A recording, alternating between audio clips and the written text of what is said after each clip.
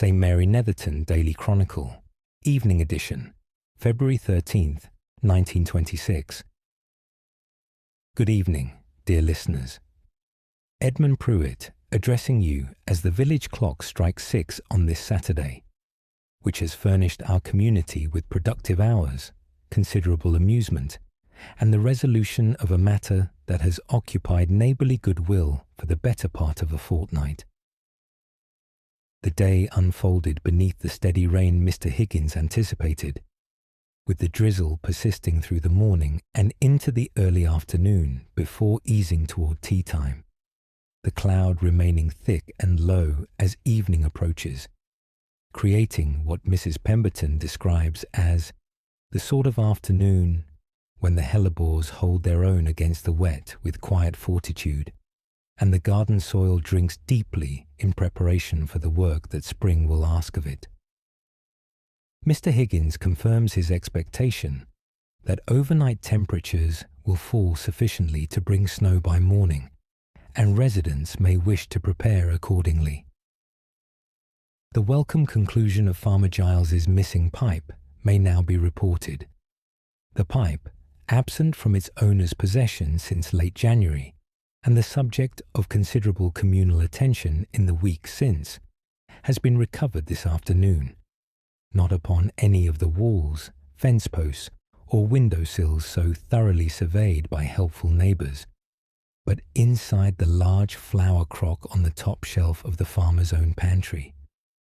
Mrs. Giles made the discovery whilst reaching for the plain flour, where the pipe had evidently lain undisturbed since the Thursday morning of its disappearance. The farmer now recalls placing it there before breakfast, whilst retrieving a tin of treacle, a decision he regarded as perfectly sensible at the time, and promptly forgot entirely.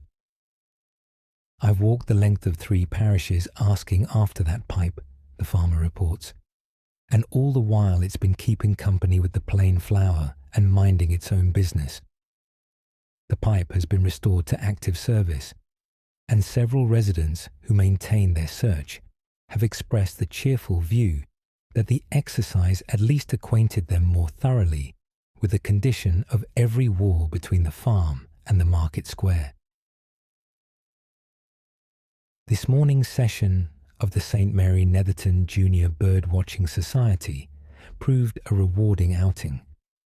Colonel Weatherby reports that the wet conditions encouraged a song thrush to perform at length from a hawthorn branch, providing the members an opportunity to observe the bird's distinctive habit of repeating each phrase.